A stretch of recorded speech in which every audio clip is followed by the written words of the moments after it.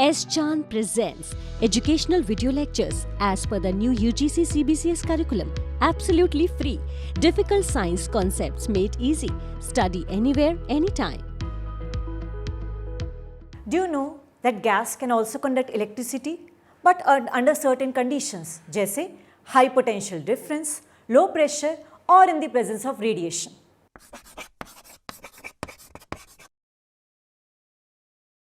Hi, I'm Dr. Richa Arora. Welcome to S. Chand Academy. And today I'll teach you conductance. आपको इस topic के बारे में और जानना है तो एस चांद पब्लिशिंग की बुक का लिंक नीचे डिस्क्रिप्शन बॉक्स में दिया हुआ है। अब पहले तो ये जानते हैं कंडक्टेंस टॉपिक पढ़ना ज़रूरी क्यों है। कंडक्टेंस टॉपिक से you can find the structure of an electrolyte.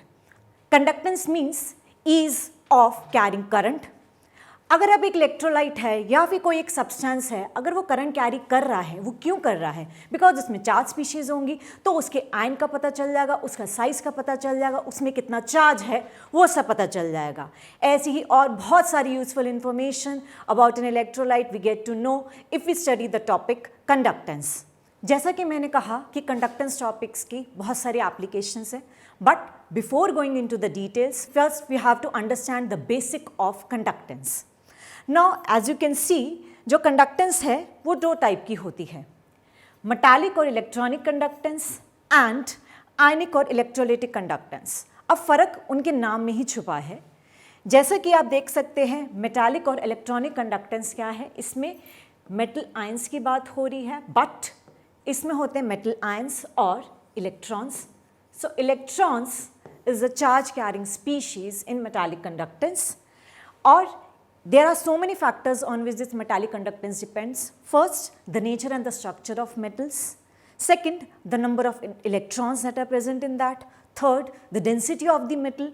Fourth, temperature. On increasing the temperature, metallic electronic conductance decreases. Why? Because on increasing the temperature, there are more repulsions between electrons, hence the ease of flow of the current decreases. On this side, we have ionic or electronic conductance. As the name suggests, in this the conducting power is with the ions. अब ions कौन से? Cation, anion, दोनों. And there are again so many factors on which this ionic conductance depends. First, the nature of the electrolyte. Second, the size and the charge on the ions. Third, the nature as well as the viscosity of the solvent, क्योंकि ये जो electrolyte है ions कब बनेंगे? जब आप उसका solution बनाएंगे। तो जिस सॉल्वेंट में सोल्यूशन बना रहे हैं उसकी विस्कोसिटी क्या है, on that also this ionic conductance depends, and also it depends upon the temperature. But here, on increasing the temperature, the ionic conductance or electrolytic conductance increases because temperature increase करने से आपकी solvent की viscosity कम होती है और आपका ease of flow बढ़ता है। तो जितना ease of flow होगा उतना ही easy ions flow कर पाएंगे, उतना ही easy वो current carry कर सकते हैं। अब हम बात करते हैं कंडक्टेंस टॉपिक में, हमें मेजरली बात करनी है इलेक्ट्रोलाइटिक कंडक्टेंस की, बट उससे पहले हमें थोड़ा सा मेटालिक कंडक्टेंस के बारे में बात करनी पड़ेगी, क्योंकि जो मेन लॉ है जिसके आगे, जिसका फॉर्मूला हम आगे यूज़ करने वाले हैं, वो मेटालिक कंडक्टेंस को स्टडी करने से ही आता है, जो कि है ओम्स लॉ। ओम्स लॉ हमने सबने स्कूल में पढ़ा हुआ है, and it says that the potential applied is directly proportional to the resistance, and this proportionality constant जो आता है यहाँ पर, that is current. V is equal to I R, यानी जितना आप वहाँ से पोटेंशियल देंगे उतना ही ज़्यादा रेजिस्टेंस होगा फ्लो का। ये मेटालिक कंडक्टेंस में होता है। बट इलेक्ट्रोलाइटिक और आयनिक कंडक्टेंस की बात करें तो जो बेटर टर्मिनोलॉजी है, instead of resistance, that better term is conductance, ये G. Now what is conductance? Conductance is actually just the reciprocal of resistance. Resistance R, so G is 1 by R. So R की unit क्या होती है? ओम। तो conductance की unit क्या हुई? Ohm inverse और Zeeman, that is capital S और SIEMEN। फाइन। तो अब हमें पहले रेजिस्टेंस का फॉर्मूला पढ़ेंगे, उससे हमें कंडक्टेंस की वैल्यू आ जाएगी। So R is equal to rho L by A। अब यहाँ पे पहली बात, जब हमें कंडक्टेंस की वैल्यू चाहिए तो हमें आती कैसे है। एक्चुअली एक कंडक्टिविटी सेल होता है जिसके दो इलेक्ट्रोड्स होते हैं, उसके अंदर इलेक्ट्रोलाइट होता है। वो इलेक्ट्रोड आपके प्लैटिनम फॉइल से बने होते हैं और दे आर प्लैटिनाइज्ड, क्यों, so as to reduce the effect of polarization. और वहाँ पे क्या है, जो दो इलेक्ट्रोड्स हैं और बीच में इलेक्ट्रोलाइट है, तो ये जो L होता है, L is the distance between those two electrodes in the conductivity cell. And what is this A? A is the area of cross section of this electrode. अब R is equal to rho L by A. What is rho here? Rho here is specific resistance or resistivity. तो conductance इसका बिल्कुल opposite हो गया। 1 by R is G, 1 by rho हो गया और साथ में आपका A by L हो गया। So what is this? 1 by rho, 1 by rho को हम रिप्लेस करते हैं kappa से, which is your specific conductance और कंडक्टिविटी।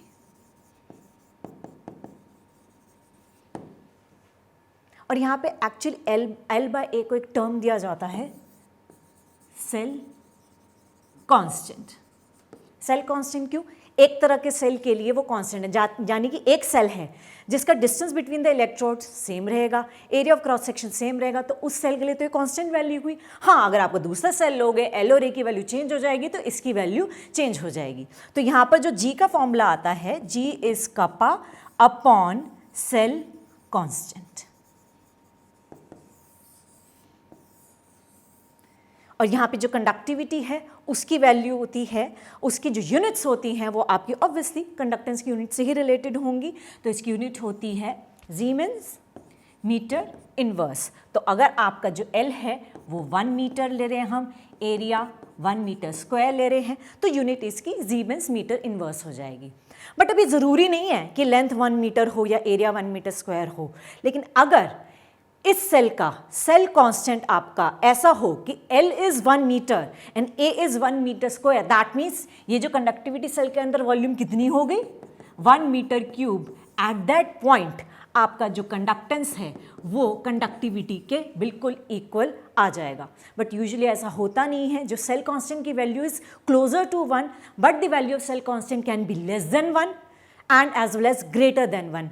लेस देन 1 कब होती है? If you are taking a dilute solution. Greater than 1 तब होती है जब आप कंसनट्रेटेड सोल्यूशन ले रहे हो, तो सेल कांस्टेंट आपको जो कंडक्टिविटी सेल का उस हिसाब से लेना पड़ता है।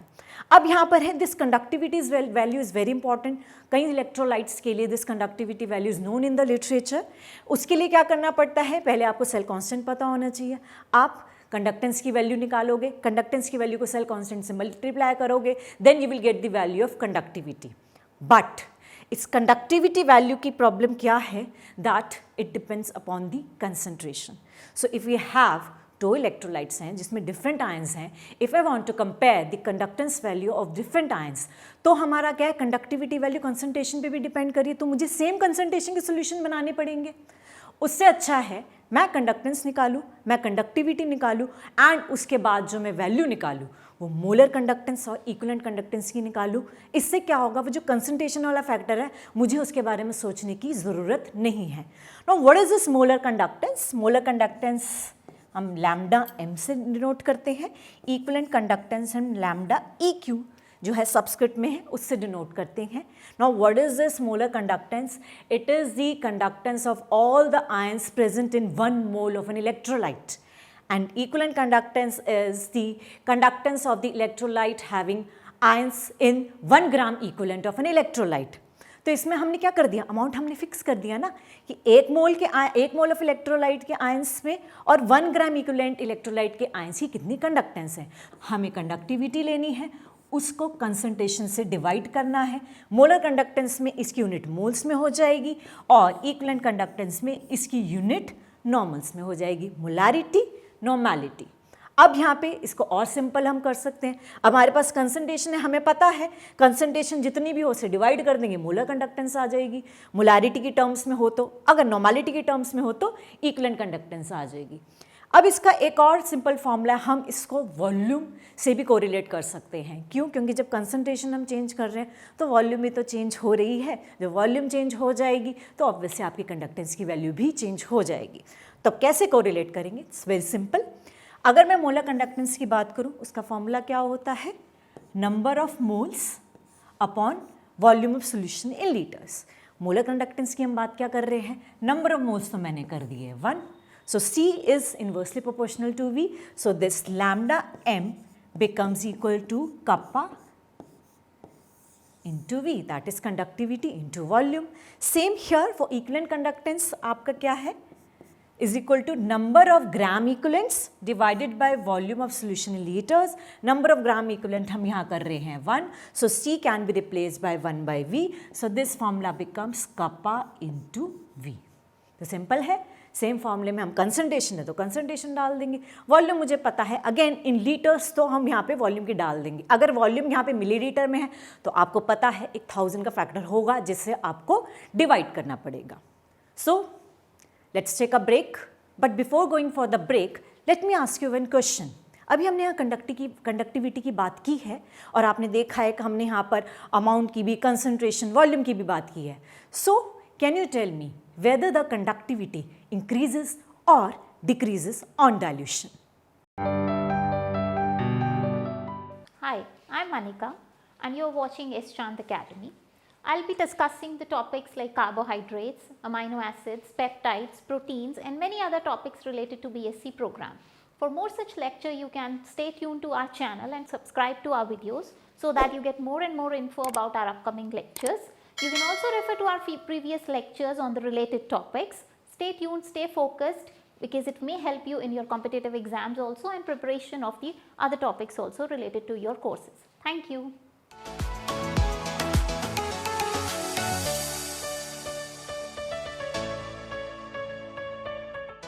Welcome back to S. Chand Academy. So far we have covered the basics of conductance. And before going for the break, मैंने आपसे क्वेश्चन पूछा था whether the conductivity increases or decreases on dilution, and the answer is that conductivity decreases on dilution. अब ऐसा क्यों होता है? Now conductivity, remember, is kappa.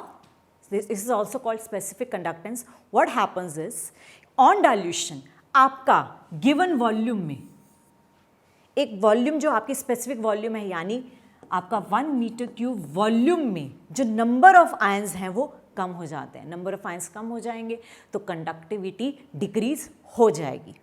But हमने कंडक्टिविटी के अलावा और भी 2 टर्म्स पढ़ी थी, molar conductance and equivalent conductance. And on decreasing the concentration और increasing the dilution the molar conductance as well as equivalent conductance increases.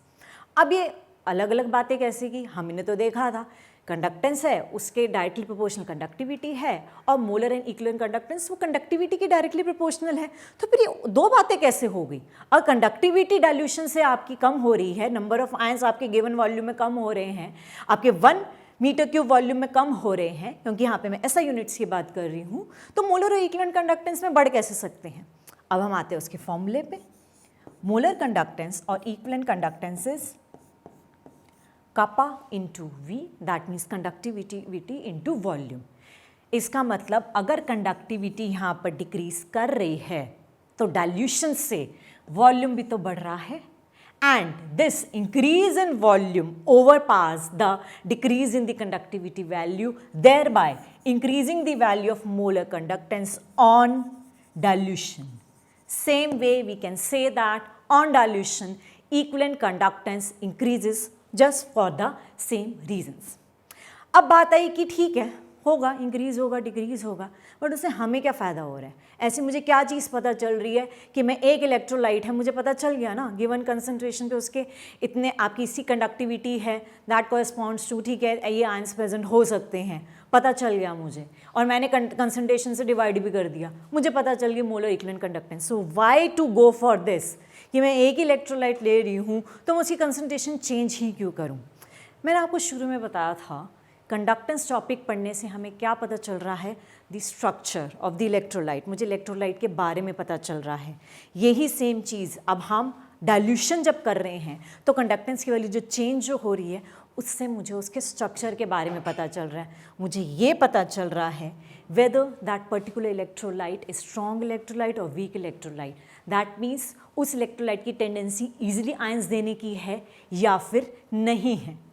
कैसे? This is something which has been experimentally determined. ऐसा नहीं है कि यूँ ही बोल रहे हैं, एक्सपेरिमेंट से पता चला है कि आप कंसंट्रेशन एक इलेक्ट्रोलाइट का चेंज करते जाओ और उसकी मोलर कंडक्टेंस आप नोट करते जाओ, क्योंकि मोलर कंडक्टेंस हमारे लिए इंपॉर्टेंट है। वो नोट करते जाओ और देखो क्या होता है। ये तो हमें पता है मोलर कंडक्टेंस है वो बढ़ रही है, बट कैसे बढ़ रही है वहाँ सारी कहानी आ जाती है। तो इसके लिए अगेन जब हमारे पास डेटा होता है तो best way to understand is using a graph. तो अब हम ग्राफ से समझते हैं। यहाँ पे हमने मोलर कंडक्टेंस निकाली, यहाँ पर क्योंकि हमें कंसंट्रेशन चेंज कर रहे हैं तो under root concentration,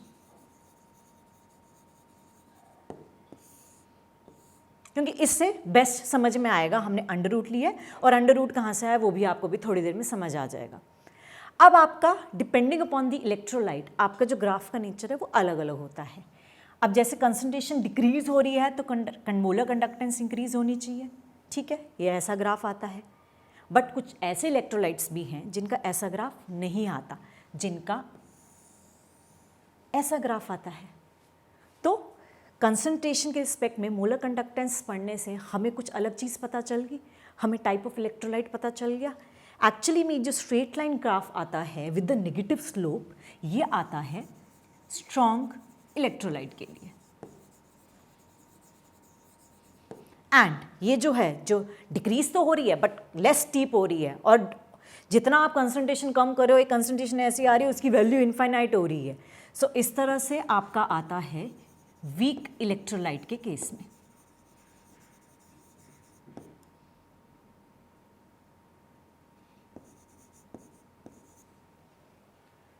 fine.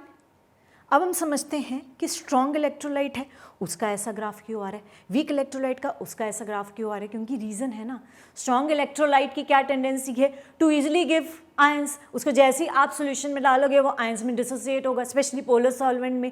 Weak electrolyte में क्या है कि जब आप डालोगे उसको पोलर सॉल्वेंट में आयंस तो मिलेंगे but the ions that you will gate will be very very less then the strong electrolyte. इसी वजह से सारी कहानी आपकी बदल जाती है। तो इससे पता चल गया ना कि जैसे हम बोलते हैं कि हाँ स्ट्रॉन्ग इलेक्ट्रोलाइट ज़्यादा आयंस दे रहा है, वीक कम दे रहा है, तो हमें एक्चुअली में दिख रहा है वो मोलर कंडक्टेंस की वैल्यू से we can see this remarkable difference in the molar conductance, तभी हम वो बात बोल रहे हैं। अब हमें ये समझना है कि स्ट्रेट लाइन ग्राफ इसका क्यों आता है, ये वैल्यूज़ होंगी, कुछ चल रहा होगा पीछे, और वीक इलेक्ट्रोलाइट का ऐसे कर्व क्यों आता है। उसके लिए we have to study the strong electrolyte first and then will study the weak electrolyte, तब हम समझेंगे कि हाँ इस तरह से डिफरेंस आ रहा है।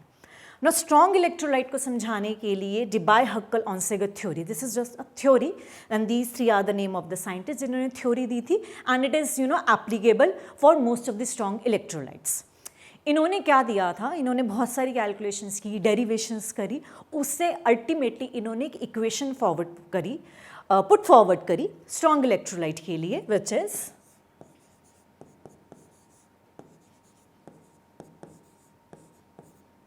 अब पता चला ये अंडर रूट सी जो एक्स एक्सिस था कहाँ से आया, from this equation. So this is y is equal to mx plus c kind of an equation, y is equal to c plus mx।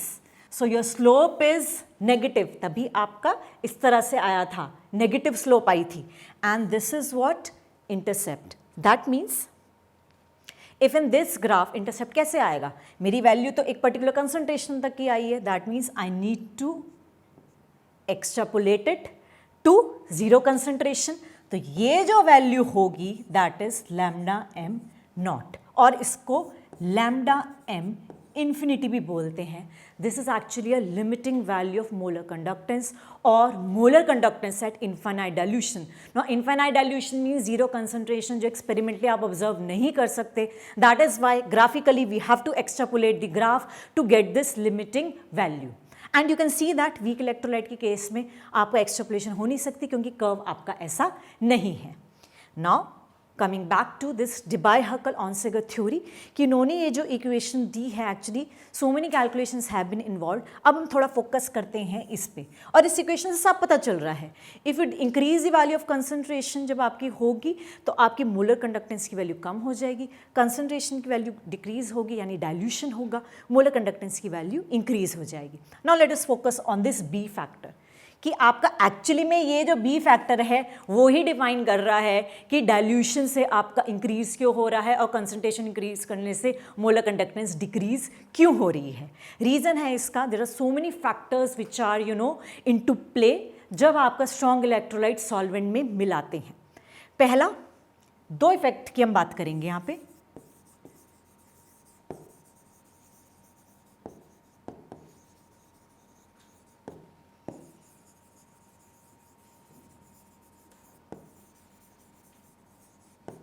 Electrophoretic effect and asymmetry effect. Actually conductance क्या होता है कि क्या ions अपने आप ही खुद ही move करने लग जाते हैं बिकॉज चार्ज स्पीशीज़ है, अपने आप ही करंट कैरी करने लग जाते हैं? ऐसा नहीं है। आप क्या करते हो, बाहर से आपने पोटेंशियल लगाई होगी, कोई बाहर से आपने पोटेंशियल लगाई, fine.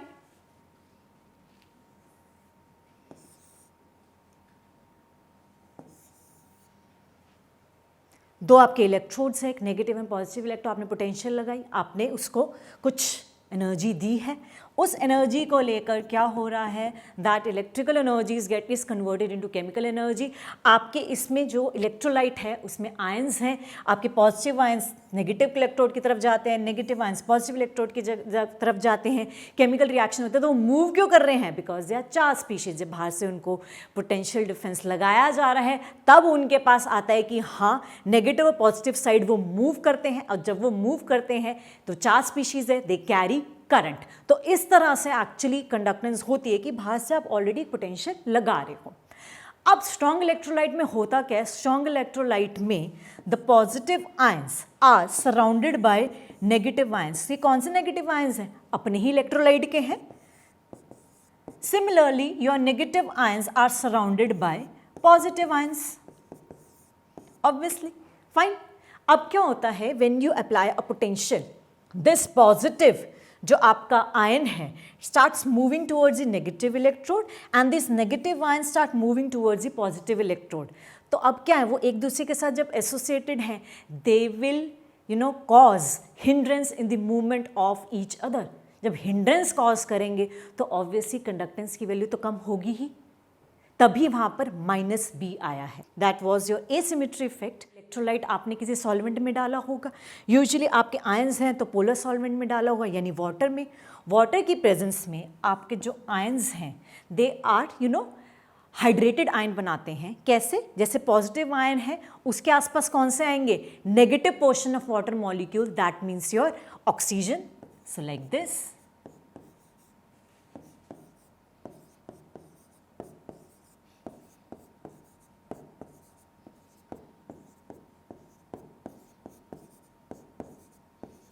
They have partial negative charge. Again जब पोटेंशियल अप्लाई करेंगे तो ऑक्सीजन है वो नेगेटिवली चार्ज है तो वो आपकी ऑपोजिट साइड मूव करेंगे, पॉजिटिव आयंस है वो नेगेटिव इलेक्ट्रोड की तरफ मूव करेंगे। Again water molecules will cause hindrance in the movement of ions. Similarly ऐसा ही हाइड्रेटेड आयन आपका नेगेटिव आयन के साथ होगा।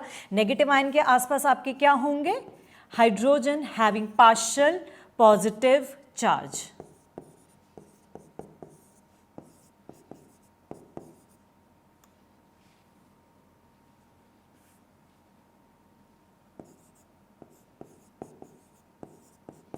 like this.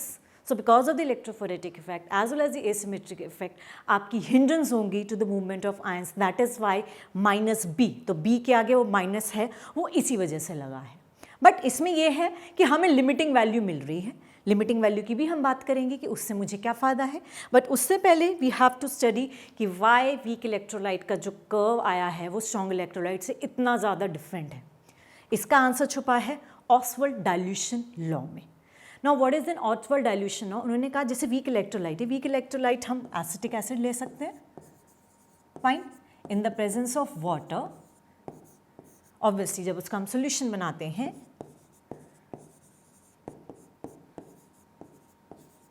this kind of a dissociation occurs. Fine, and there is an equilibrium. जब equilibrium है तो इसका equilibrium constant होगा and that is called your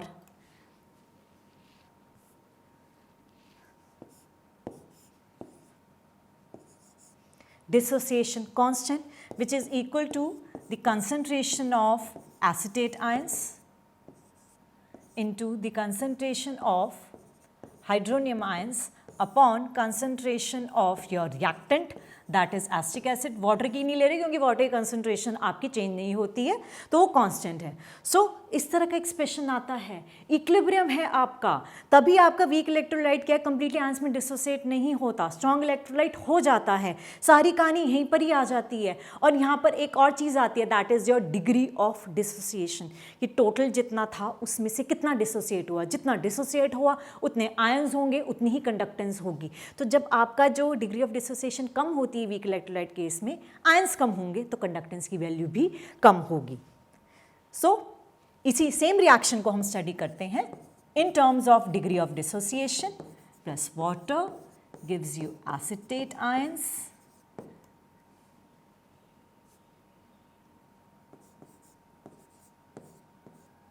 plus hydronium ion. Fine. So initially जब at time t is equal to 0 सिर्फ आपका acetic acid है, let's say its concentration is C, बाकी सब आपका कोई प्रेजेंट नहीं है, 0. एट टाइम t आपका कुछ एसिटेट आयन बनेगा, कुछ हाइड्रोनियम आयन बनेगा. And if the degree of dissociation is alpha, that means this is a fraction of the acetic acid molecules जो डिसोसिएट हुए हैं. तो टोटल में से कितना डिसोसिएट हुआ तो वो फ्रैक्शन है, बट मुझे यहाँ कंसंट्रेशन की टर्म में चाहिए. So if I multiply it by concentration term C, this will give me the amount of acetate ion being formed at a particular time. तो जितना एसिटेट बने होंगे उतना हाइड्रोनियम बने होंगे और उतना एसिटिक एसिड कम हो गया होगा, that means C minus C alpha. अब ये हम अपने डिसोसिएशन कांस्टेंट के एक्सप्रेशन में डालते हैं, KD is equal to C alpha upon C.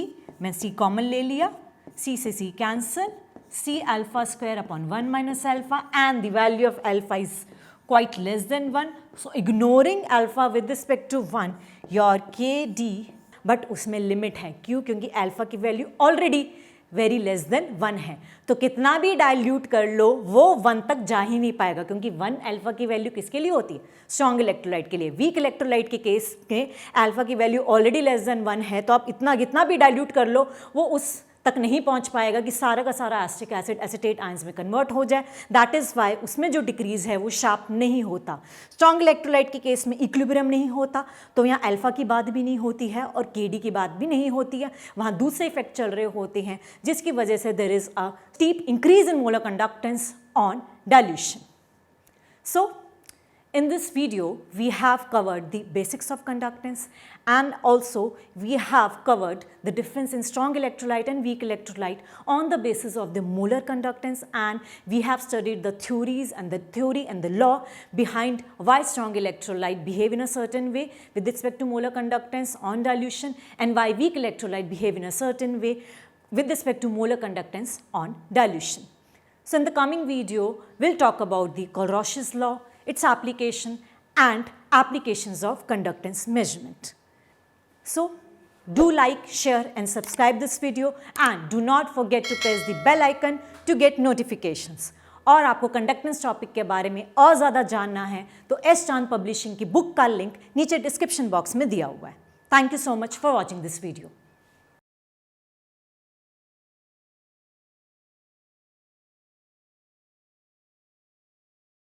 All rights reserved. This video has been prepared for educational purposes only. No part of it may be reproduced or copied without the permission of the copyright holder.